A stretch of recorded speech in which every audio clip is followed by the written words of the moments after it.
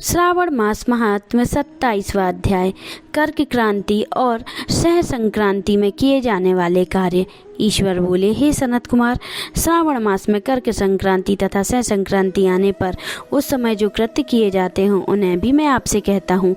कर्क संक्रांति तथा सह संक्रांति के बीच की अवधि से सभी नदियाँ रजस्वला रहती हैं, अतः समुद्रगमनी नदियों को छोड़कर उन सभी में स्नान नहीं करना चाहिए। कुछ ऋषियों ने यह कहा है कि अगस्त के उपर्यंत ही वे रजस्वला रहती हैं। जब तक दक्षिण दिशा के आभूषण स्वरूप अगस्त उदित नहीं होता है तभी तक वे नदियां रजस्वला रहती हैं और अल्प जल वाली कही जाती हैं। जो नदियां पृथ्वी पर ग्रीष्म ऋतु में सूख जाती हैं, वर्षा काल में जब तक 10 दिन न बीत जाएं तब तक उनमें स्नान नहीं करना चाहिए। जिन नदियों की गति स्वतः 8000 धनुष तक नहीं हो जाती तब तक वे नदी शब्द की संज्ञा वाली नहीं होती हैं, अपितु वे गर्त कही जाती हैं। कर्क संक्रांति के प्रारंभ में 3 दिन तक महानदियाँ रजस्वला रहती हैं। वे स्त्रियों की भांति चौथे दिन शुद्ध हो जाती हैं। हे मुने, अब मैं महानदियों को बताऊंगा, आप सावधान होकर सुनिए। गोदावरी, भीमरथी, तुंगभद्रा, वेनिका, तापी, पयोष्णी, ये 6 नदियाँ विश्व के दक्षिण में कही गई हैं। भागीरथी या नर्मदा, यमुना, सरस्वती, विशोका, विस्तस्ता, यह 6 नदियाँ विंध्य के उत्तर में कही गई हैं।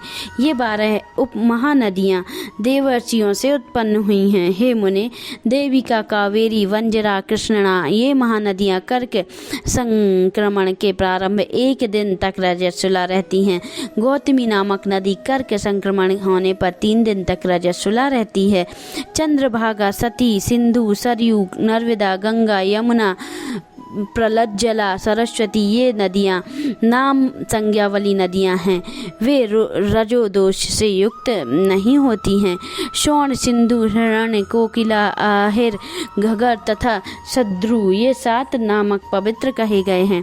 धर्म द्रव्ययी गंगा, पवित्र यमुना तथा सरस्वती, ये नदियाँ गुप्त रजोदोष वाली होती हैं, अतः ये सभी अवस्थाओं में निर्मल रहती हैं।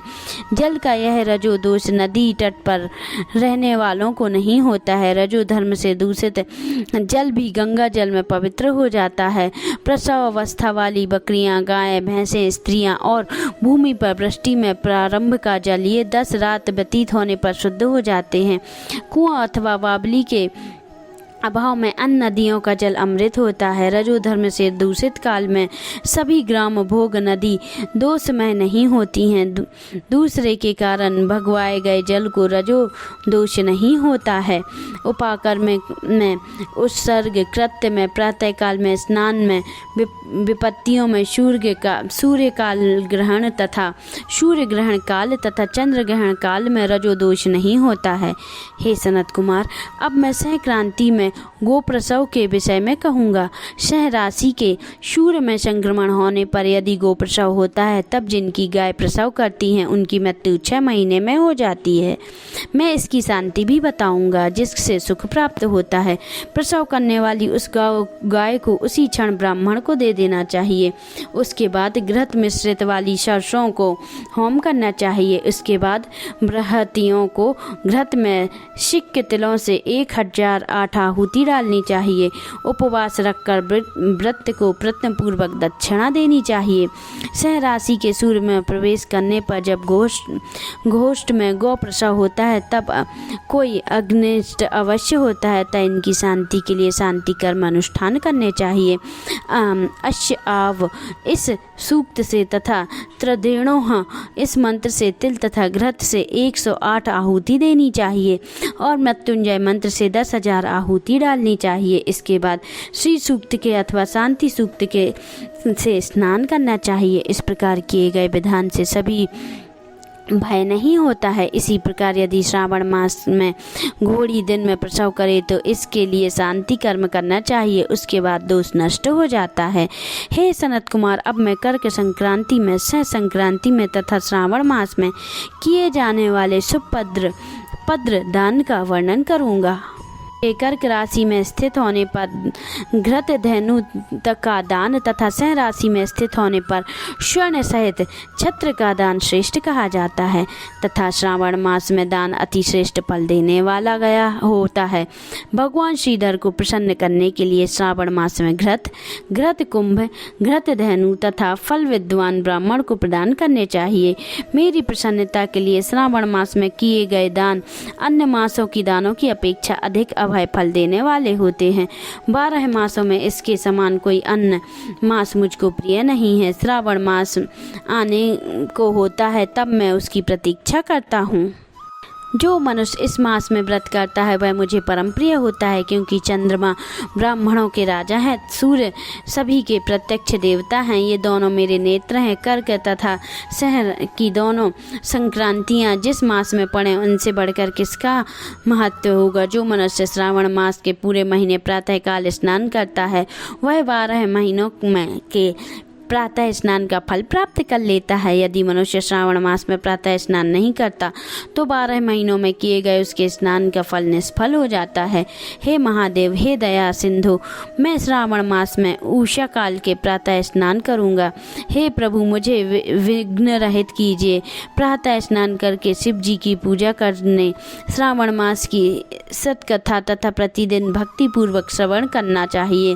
बुद्धिमान व्यक्ति इस प्रकार से ही मास व्यतीत करता है। अन्य मासों की प्रवृत्तियाँ पूर्णमासी प्रतिपदा से होती हैं, किंतु इस मास की प्रवृत्ति अमावस्या की प्रतिपदा से होती है। श्रावण मास की कथा के महत्व का वर्णन भला कौन कर सकता है। इस मास में व्रत, स्नान, कथा श्रवण आदि से जो 7 प्रकार की वंध्या स्त्री होती है वह भी सुंदर पुत्र प्राप्त करती है।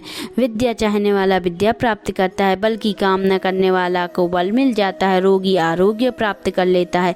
बंधन में पड़ा हुआ व्यक्ति बंधन से छूट जाता है और धन की अभिलाषा धन को पा लेता है। धर्म के प्रति मनुष्य अनुराग हो जाता है और पत्नी की कामना करने वाला उत्तम पत्नी पाता है। हे मानद, यदि अधिक कहने से क्या प्रयोजन। मनुष्य जो चाहता है उसको पा लेता है और मृत्यु के बाद मेरे लोक को पाकर मेरे सानिध्य में आनंद प्राप्त करता है। कथा सुनाने के बाद वस्त्र, आभूषण आदि की कथा वाचन की विधिवत पूजन करनी चाहिए, जिससे वाचक को संतुष्ट कर दिया। उसने मुझे मानो शिव को प्रसन्न कर दिया। श्रावण मास के महत्व सुनकर जो वाचक की पूजन नहीं करता, यमराज उसके कानों को छेदते हैं और वह दूसरे जन्म में बहरा होता है। अतः सामर्थ्य अनुसार वाचन की पूजन करनी चाहिए। जो मनुष्य उत्तम भक्ति के साथ इस श्रावण मास के महत्व को पठन करता है अथवा सुनता है अथवा दूसरों को सुनाता है, उसको अत्यंत पुण्य की प्राप्ति होती है। इस प्रकार श्री स्कंद पुराण के अंतर्गत ईश्वर सनत कुमार संवाद में श्रावण मास महत्व में नदी, रजोदोष, सिंह, प्रोप्रसव, सिंह, कर्कट, श्रावण स्तुति, वाचन, पूजन, कथन नामक 27वां अध्याय संपन्न हुआ। बोलिए ओम नमः शिवाय। अगर आपने अभी तक हमारे चैनल को सब्सक्राइब नहीं किया है तो जल्दी से आप सब्सक्राइब कर लें, जिससे आने वाले वीडियो आपको जल्दी मिलते जाएं, और नोटिफिकेशन बेल आइकन को प्रेस करें, जिससे आपको हमारे वीडियो का नोटिफिकेशन मिलता रहे। और लाइक और कमेंट करना ना भूलें। आप सभी को नमस्कार।